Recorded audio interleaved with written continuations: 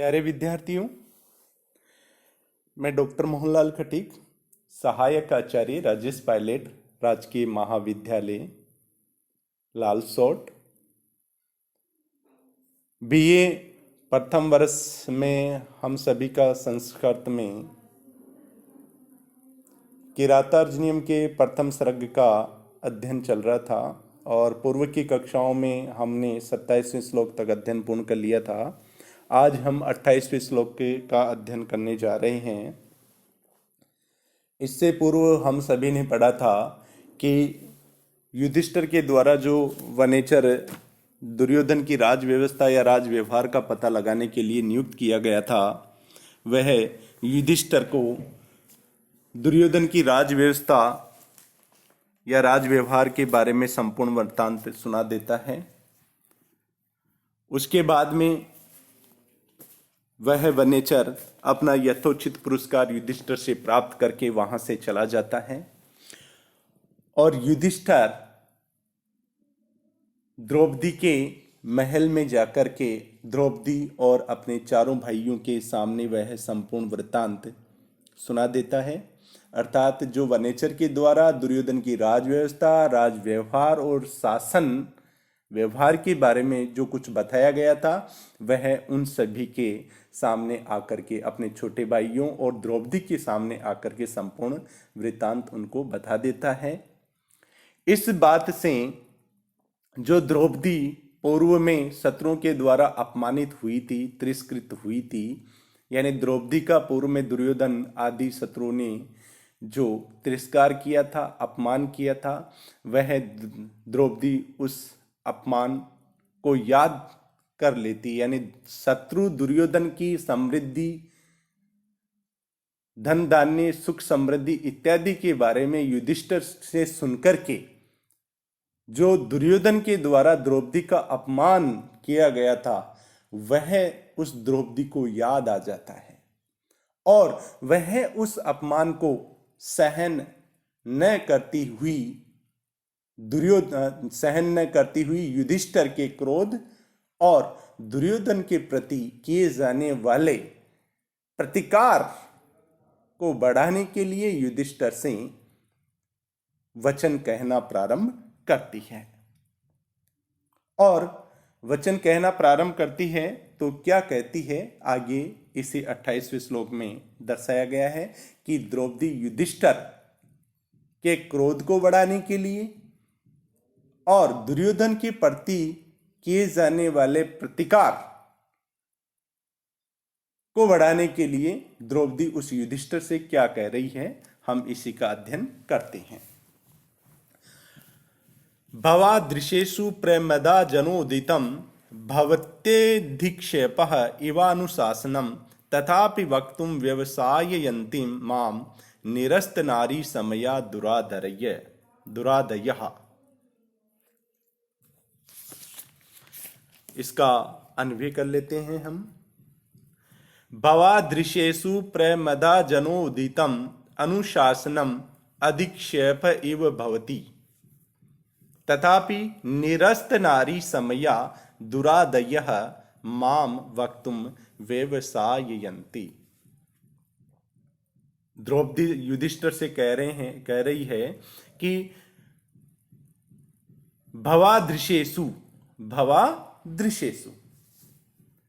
यानी आप जैसे बुद्धिमान व्यक्तियों के विषय में या आप जैसे बुद्धिशाली व्यक्तियों के सामने, प्रेमदा जनोदितम यानी नारियों के द्वारा या स्त्री जनों द्वारा कहे गए अनुशासनम यानी आदेश वचन या कर्तव्य के उपदेश वचन, आदेश वचन या किए जाने वाले कर्तव्य के लिए उपदेश वचन अधिक्षेप इव भवति अर्थात तिरस्कार या अपमान सा ही होता है। यानी हे युधिष्ठिर, आप बुद्धिमान हैं, सभी शास्त्रों के ज्ञाता हैं, अस्त्र शस्त्रों के ज्ञाता हैं, आप बहुत बुद्धिमान हैं, चार पांचों पांडवों में आप सबसे बड़े हैं, तो अब मैं आपके सामने एक स्त्री रह करके, जो नारी का ऐसा व्यवहार नहीं होता है, फिर भी मैं नारी आपके सामने आपके द्वारा किए जाने वाले कर्तव्य के लिए उपदेश या आदेश वचन जो मैं आपको कह रही हूं, वो आपका तिरस्कार करने योग्य ही होते हैं, आपका तिरस्कार करने योग्य ही है।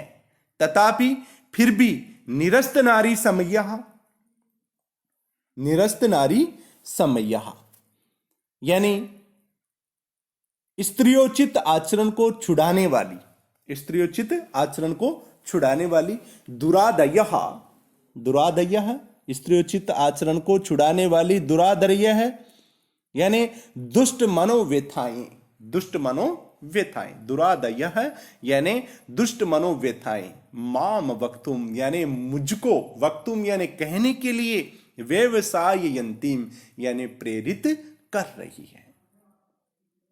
तो द्रौपदी युधिष्ठिर को यह समझाना चाहती है कि हे युधिष्ठिर, आप सर्वगुण संपन्न एवं बुद्धिमान व्यक्तित्व के धनी हैं, और हमारा जो, मैं नारी हूं तो हमारा यह आचरण नहीं है कि मैं आप जैसे सर्वगुण संपन्न बुद्धिमान व्यक्ति को कर्तव्य का उपदेश दूं, यह हमारा आचरण नहीं है। फिर भी मैं इसके लिए आपको उपदेश दे रही हूं, कर्तव्य उपदेश दे रही हूं, कर्तव्य उपदेश जो दे रही हूं वह आपका अपमान करने सा है, वह आपका अपमान करने सा है। फिर भी मैं मानती हूं कि मैं आपको कर्तव्य उपदेश दे रही हूं तो यह आपका अपमान करने जैसा ही है। फिर भी मैं स्त्रियोचित आचरण को छुड़ाने वाली, दुष्ट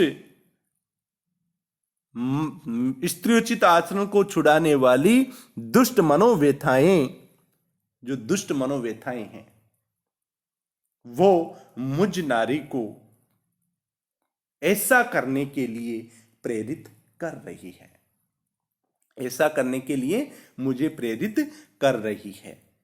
बल्कि ये मेरा आचरण नहीं है कि मैं आपको कर्तव्य उपदेश दूं, फिर भी जो दुष्ट मनोव्यथाएं हैं वो मुझे निरंतर प्रेरित कर रही है कि मैं आपको कर्तव्यों का उपदेश दूं। इसका अनुवाद देखिए। आप जैसे बुद्धिमानों के विषय में स्त्री जनों द्वारा कथित कर्तव्य उपदेश यद्यपि तिरस्कार या अपमान सा होता है, तथापि स्त्री जनोचित व्रीड़ा, विनय, विवेक आदि को दूर कर देने वाली दुःसह मानसिक व्यथाएं मुझे कहने के लिए प्रेरित कर रही है। यानी स्त्रियों का व्यवहार होता है व्रीड़ा, विनय और विवेक से संबंधित, लेकिन इन सभी स्त्रियोचित आचरण को जो दुष्ट मनोव्यथाएं दूर कर देती है, वो दुष्ट मनोव्यथाएं मुझे आपको कर्तव्य उपदेश देने के लिए प्रेरित कर रही है। क्योंकि मेरा जो तिरस्कार और अपमान हुआ था, वो दुष्ट मनोव्यथाएं मेरे मन में उत्पन्न हो रही है, और वो ही मुझे निरंतर आपको कर्तव्य उपदेश देने के लिए प्रेरित कर रही है। भावार्थ है इसका, यद्यपि आप जैसे लोगों को मुझ जैसी स्त्रियों के द्वारा कर्तव्य का उपदेश दिए जाना आपका तिरस्कार करना ही है,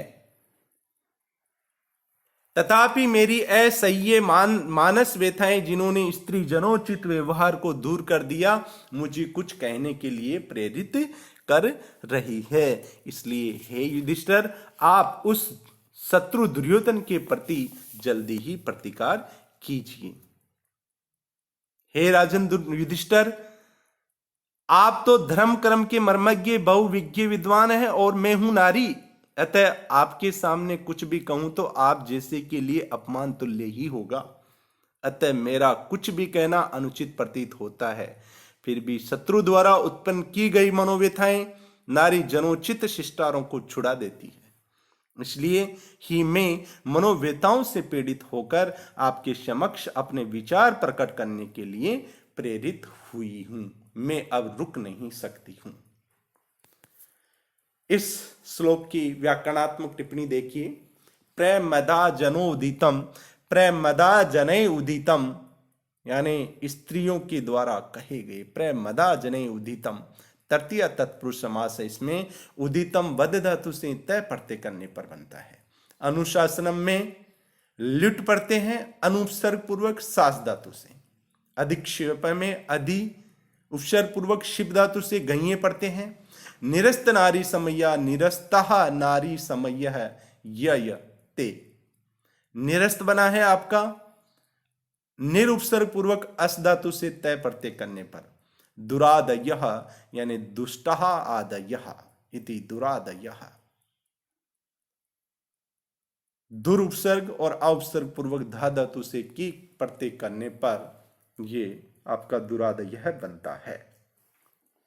अगले श्लोक का अध्ययन करते हैं। 29वां श्लोक है और 29वें श्लोक में फिर द्रौपदी युधिष्ठिर को उपदेश देती हुई क्या कह रही है? अखंडमा खंडल तुल्य धाम भी चिरम धृता भूपति विश्व वंशजय त्वय्या आत्महस्तेन मही मदच्युता मत गजेन सृग इव अपवर्जिता। 29वें श्लोक का हम अन्वय देखते हैं। आखंडल तुल्य धाम भी स्वंशजय भूपति भी चीरम अखंडम धृता मही मदच्युता मत गजेन सृग इव त्वय्या आत्महस्तेन अपवर्जिता। आखंडल तुल्य धाम भी, आखंडल तुल्य धाम भी यानी आखंडल किसे कहते हैं? इंद्र को कहते हैं। आखंडयति पर्वतान इति आखंडलः इंद्र, यानी जो पर्वतों को तोड़ता है, पर्वतों को जो नष्ट करता है। आखंडलयति पर्वतान इति आखंडल है इंद्र के लिए आया है। और आखंडल आखंडलस्य तुल्यम धाम येषाम ते, आखंडल तुल्य धाम और तई तृतीय बहुवचन में आखंडल तुल्य धाम भी, यानी इंद्र के सम्मान जिसका धाम हो, जिसका राज्य हो या जिसकी पृथ्वी हो, ऐसे उन राजाओं के द्वारा या ऐसे उन लोगों के द्वारा इंद्र के सम्मान प्रभावशाली, इंद्र के सम्मान प्रभावशाली आप स्वयं के वंशजों के द्वारा या आप स्वयं के वंशज राजाओं के द्वारा, हे युधिष्ठिर, इंद्र के सम्मान प्रभावशाली पृथ्वी पर शासन करने वाले आपके स्वयं के वंशज भूपतियों के द्वारा चिरम यानी बहुत समय तक अखंडम धृता मही, यह पृथ्वी अखंडम अखंड रूप से धृता यानी धारण की गई या पालित या पोषित की गई। हे युधिष्ठिर, इंद्र के सम्मान प्रभावशाली आप स्वयं के वंशज भूपतियों के द्वारा बहुत समय तक यह पृथ्वी अखंडित रूप से पालित और पोषित की गई या धारण की गई। पालित पोषित की गई या धारण की गई यह पृथ्वी उसी प्रकार आपके हाथों से छूटी जा रही है जिस प्रकार एक मदस्रावी हाथी अपने मद में मस्त होकर के अपने सिर पर रखी हुई माला को फेंक देता है। एक हाथी जिसमें मद का स्राव होता रहता है वह अपने मद में मस्त रहता है और उसके सिर पर अगर माला चढ़ाई जाती है तो वह उस माला को फेंक देता है। तो आप भी, आपके सिर पे भी चिरकाल से यह पृथ्वी उसी प्रकार से आपके स्वयं के पूर्वजों के द्वारा उसी प्रकार से रक्षित, पालित और पोषित की गई है। उसी मतलब रक्षित, पालित और पोषित की गई उस पृथ्वी को आप भी उसी प्रकार से छोड़ रहे हैं जिस प्रकार एक हाथी जो अपने मद में मस्त रहता है वह अपने सिर पर रखी हुई माला को फेंक देता है। अनुवाद है इसका, इंद्रतुल्य प्रभावशाली स्ववंशज राजाओं के द्वारा चिरकाल तक अखंड रूप से धारण की गई पालित एवं संरक्षित पृथ्वी मध्यश्रावी गजराज के द्वारा पुष्पमाला के सम्मान तुम्हारे द्वारा अपने हाथ से परित्यक्त कर दी गई है। अर्थात हे राजन, अपने वंश में उत्पन्न इंद्रतुल्य पराक्रमशील राजाओं के द्वारा जो राज्य निरंतर और चिरकाल तक धारण किया गया था, उसी का हाय उपेक्षा भाव से आपने वैसे ही स्वयं परित्याग कर दिया है, जैसे मदोन्मत्त हाथी सिर पर धारण की गई माला को अपनी सूंड के द्वारा फेंक देता है।